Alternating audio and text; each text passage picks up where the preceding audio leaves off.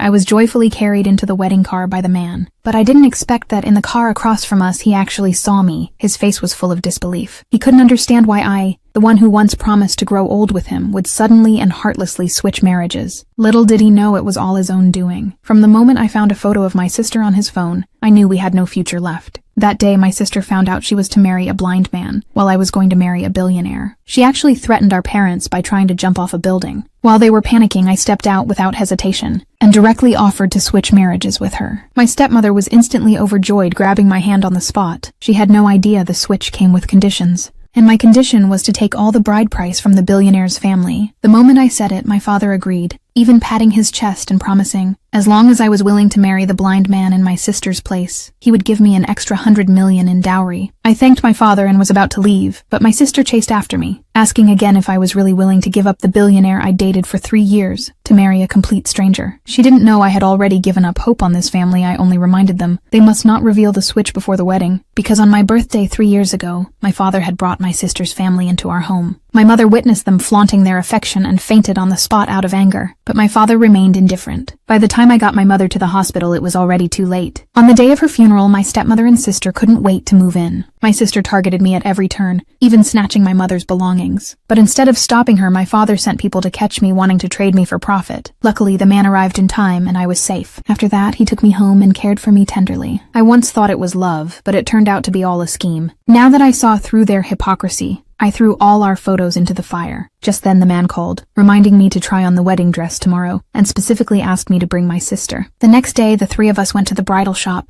My sister and I both picked the same first dress, but in the next moment she acted pitiful and begged me to let her have it. Her act instantly made the man feel sorry for her. Without hesitation, he scolded me, but when I talked back, he still insisted I choose the second dress. Disheartened, I reluctantly agreed. When I walked out in the new dress, the man was stunned by my appearance. But he soon noticed the redness on my hand and realized I was allergic to silk. He quickly apologized, but I didn't want to deal with him anymore and turned to leave. Seeing this, he chased after me and promised he would prepare a perfect gift for me on the wedding day. But just then, old enemies suddenly appeared and kidnapped both me and my sister. The man looked at the two of us held by the kidnappers, hesitating in panic. In the next second, he ran straight toward my sister. Seeing this, the other kidnapper stabbed me hard in the chest.